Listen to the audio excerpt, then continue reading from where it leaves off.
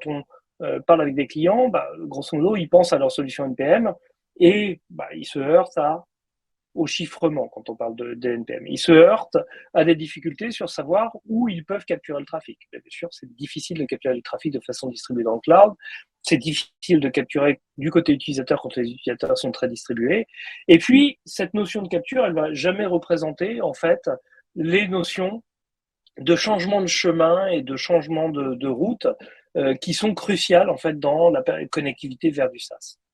Et puis enfin, il y a une dernière difficulté qui est l'adoption de nouveaux protocoles. C'est-à-dire qu'on va, au fur et à mesure, s'orienter vers de l'HTTP2 qui permet de paralléliser plus de requêtes, vers de l'HTTP3 ou du Quick. Et là, on passe sur des protocoles IDP et toutes les solutions d'analyse de trafic sont relativement inadaptées aujourd'hui à ces protocoles-là et ne vont pas vous donner grand-chose. Ensuite, on pense souvent test synthétique. Et quand on parle test synthétique, la difficulté, elle est que c'est difficile en fait de maintenir des scénarios. Si vous avez une application SaaS, cette application SaaS, elle peut changer à tout moment. Votre fournisseur SaaS ne va pas vous prévenir, l'IT ne sera pas mis au courant non plus. C'est les utilisateurs qui vont peut-être se rendre compte de la part de changement qui est visible pour un utilisateur.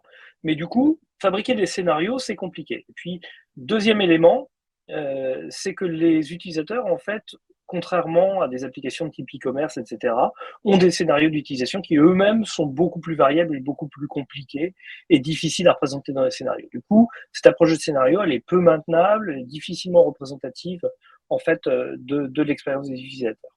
Et puis, souvent, ces outils-là sont assez inadaptés aussi à des SPA, c'est-à-dire des applications monopages, et vont vous donner des métriques qui vont pas représenter correctement l'expérience utilisateur.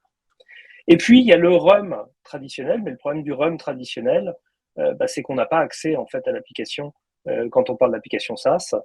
Donc, il faut trouver un moyen de faire ça, mais au niveau utilisateur. Et souvent, les limites qu'on va avoir, c'est déployer un agent supplémentaire sur le poste utilisateur. C'est coûteux en ressources, ça pose pas mal de problèmes de surface d'attaque d'un point de vue sécurité. Ça passe des problèmes de maintenabilité des OS. Et en général, on cherche à faire autrement.